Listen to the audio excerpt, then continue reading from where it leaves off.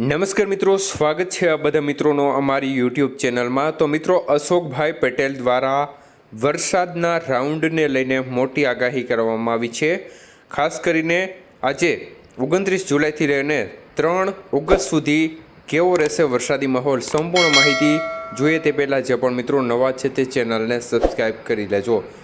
તો મિત્રો, અશોકભાઈ પટેલ જણાવે છે કે હવામાન ખાતાના સવારના બુલેટિન અનુસાર હાલ સિસ્ટમના એનાલિસિસને આધારે અશોકભાઈ પટેલ આગાહીમાં જણાવે છે કે ઉત્તર આંતરીય ઓડિશા અને તેને અડીને આવેલા દક્ષિણ ઝારખંડ તેમજ છત્તીસગઢ નજીક ડીપ ડિપ્રેશન સિસ્ટમ છે તે પશ્ચિમ દિશા તરફ આગળ વધી રહી છે।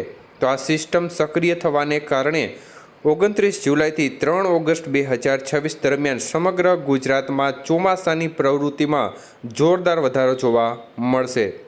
ત્યારે અશોકભાઈ પટેલ વધુમાં જણાવે છે કે હાલમાં દેશમાં એક સાથે હવામાન સિસ્ટમ સક્રિય છે અને 29 જુલાઈના સવારે 5:30 વાગ્યે ઉત્તર આંતરીય ઓડિશા અને કેન્દ્રિત આ સિસ્ટમ આગામી 24 કલાકમાં પશ્ચિમ તરફ આગળ વધશે અને દરિયાઈ સપાટી પરથી ટ્રફ લાઇન અનુપગઢ પિલાની સતના અને ડીપ ડિપ્રેશનના સેન્ટર પરથી પસાર થઈ અને દક્ષિણ પૂર્વ બંગાળની ખાડી સુધી જઈ રહી છે, મતલબ કે ચોમાસું ધરી ત્યાં જઈ રહી છે।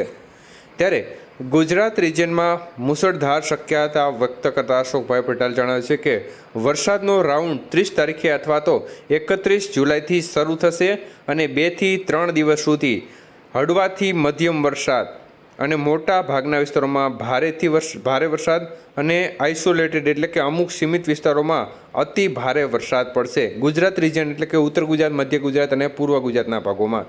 તો પવનની ગતિ વિશે વાત કરતાં જણાવે છે કે વરસાદ દરમિયાન પવનની ગતિ 40 થી 50 કિલોમીટર પ્રતિ કલાકે જોવા મળશે અને ઝાપટા સમયે પવનની ગતિ 60 કિલોમીટર પ્રતિ કલાક સુધી પહોંચી શકે છે।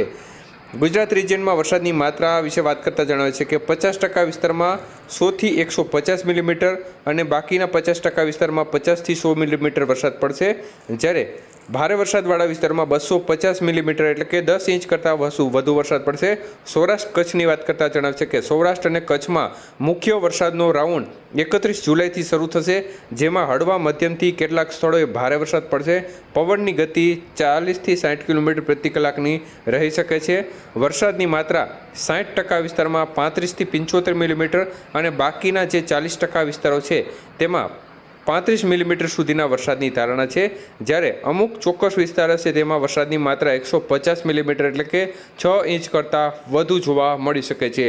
તો આ આગાહી ડીપ ડિપ્રેશન સિસ્ટમની પશ્ચિમ તરફ આગળ વધશે તે આધારિત અનુમાન આધારિત છે। સિસ્ટમ પશ્ચિમ તરફ આવેલી હોવાથી સિસ્ટમના ભાવિ માર્ગ અને તેની તીવ્રતા અને ચોમાસાના ટ્રફ સાથેના જોડાણ પર વરસાદનું ચોક્કસ પ્રમાણ આધાર રાખશે।